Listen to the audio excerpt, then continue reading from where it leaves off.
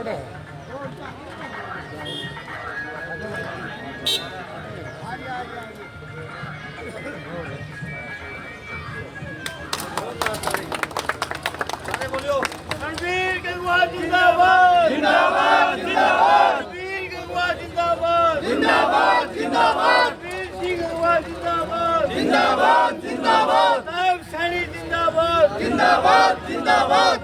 मोदी जिंदाबाद जिंदाबाद जिंदाबाद भारतीय जनता पार्टी जिंदाबाद जिंदाबाद जिंदाबाद भारतीय जनता पार्टी जिंदाबाद जिंदाबाद जिंदाबाद जिंदाबाद जिंदाबाद जिंदाबाद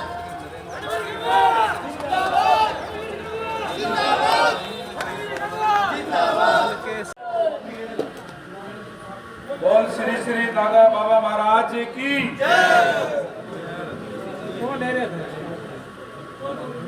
बहुत ही आदर सम्मान के लोग आज ऐतिहासिक गांव राजली में इस ऐतिहासिक मंदिर में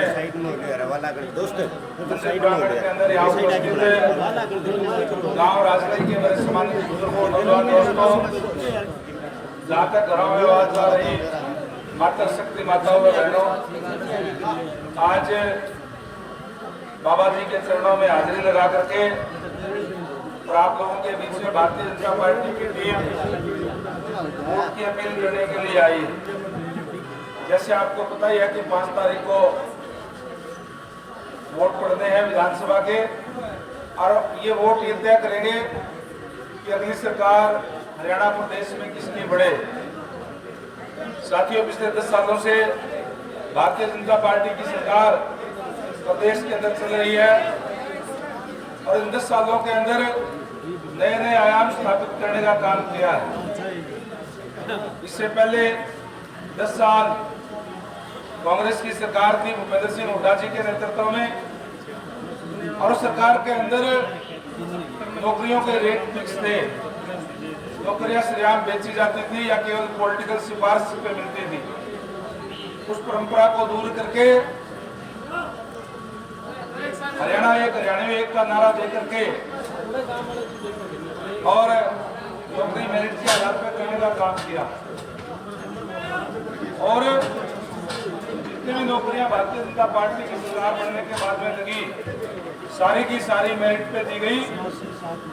आपके गांव में भी बालक लगे होंगे, आपके गांव में लगे हैं कि बालक नौकरी लगे हैं? जो लगे हैं कोई यूं नहीं कह सकता कि बच्चा मैंने लगाया है, 72 बच्चे लगाया बता रहे हैं। कोई भी यूं नहीं कह सकता कि बच्चा मैंने लगाया है। हम तो ये कहते हैं कि बच्चा योग्य है और अपनी योग्यता के आधार पर इसने नौकरी ली है सरकार से। हम यूं नहीं कहते कि हमने दी है। ये फर्क है कांग्रेस पार्टी में और भारतीय जनता पार्टी में। जहाँ बच्चों के अंदर एक मोरल डाउन हो गया था, पढ़ तो लूंगा लेकिन मेरे माँ बाप के पास ना पैसा है ना पॉलिटिकल सिफारिश है, मैं नौकरी कैसे लगूंगा, इस तरीके के हालात थे। इसी तरीके से बीपीएल कार्ड बना करके, और जहाँ बीपीएल की आय सीमा पूरे देश के अंदर 1,20,000 रुपए है, वहीं हरियाणा प्रदेश के लोगों को और ज्यादा फायदा मिले, इसके लिए हरियाणा सरकार ने लगभग 600 करोड़ रुपए अपने खजाने से दे करके उस आय सीमा को 1,80,000 रुपए किया। इसका परिणाम ये है कि और ज्यादा लोगों को आज उसका लाभ मिल रहा है।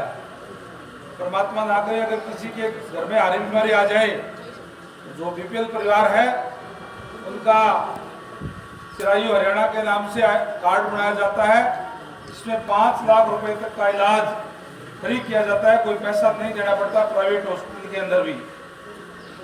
इस तरीके की व्यवस्था करने का काम हमारी सरकार ने किया है। और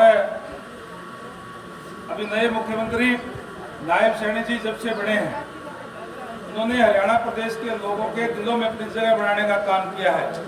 जिस तरीके के ऐतिहासिक फैसले लिए हैं, हमने कहा है कि हमारा जो जमींदार जितनी भी फसल बोएगा हम सारी की सारी एमएसपी पे खरीद करने का काम करेंगे।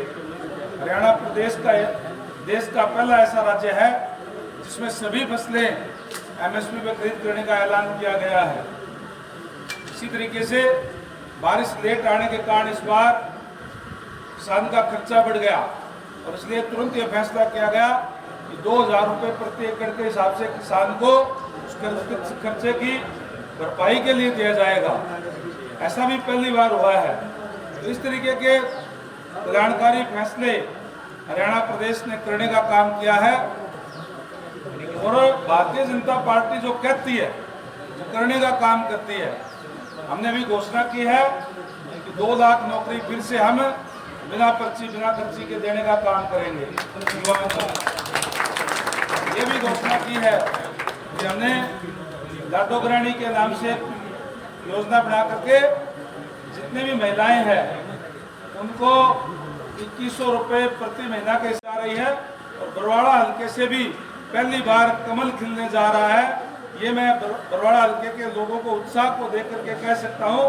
और जब ये ऐसे कमल खिलाओगे तो 5 तारीख को वोट पड़ेंगे, 8 तारीख को गिनती होगी और उसके बाद जब आपके बीच में आऊँगा तो फिर तमाम सरकारी अधिकारियों को साथ लेकर के आऊँगा आपका धन्यवाद करने के लिए। और जो भी राजनी गांव की कोई समस्याएं होगी तो यहाँ मौके पर ही अधिकारियों को दिशा निर्देश दे करके उनको निपटाने का काम करेंगे। ये कहने के लिए आपको बीच में आए थे। यहाँ पर आप लोगों ने फूलवाड़ों से स्वागत किया, सिर पे पगड़ी रख करके स्वागत किया। इसके लिए मैं पूरी ग्राम पंचायत का, ग्राम वासियों का तहे दिल से आभार व्यक्त करता हूँ। आप सबका बहुत बहुत धन्यवाद। जय हिंद, जय भारत। देखिए, मैं ये तो नहीं कह सकता कि वो बीजेपी में आ रही है नहीं आ रही है, लेकिन ये ज़रूर है कि आज कांग्रेस पार्टी ने जिस तरीके की, खासकर जो हुड्डा गुट है, उन्होंने जिस तरीके की शब्दावली बहन शैलजा जी के प्रति बोलने का काम किया है, उसकी मैं कड़े शब्दों के अंदर निंदा करता हूँ। और ऐसे शब्दों का ना ही हमारे समाज में और ना ही हमारे संस्कारों में ऐसा कुछ स्थान होना चाहिए। और जिस तरीके से खासकर कांग्रेस पार्टी में भूपेंद्र सिंह हुड्डा गुट का एक जो परंपरा जिस तरीके की रही है, दलित विरोधी, महिला विरोधी, उनकी मानसिकता दर्शाने का काम करता है। और जिस तरीके से अशोक तंवर जी के साथ भी मारपीट की नौबत आ गई थी जब वो अध्यक्ष थे और अंततः उनको पार्टी छोड़ने पर मजबूर होना पड़ा था, आज वही सिचुएशन शैलजा जी के साथ भी पैदा की जा रही है।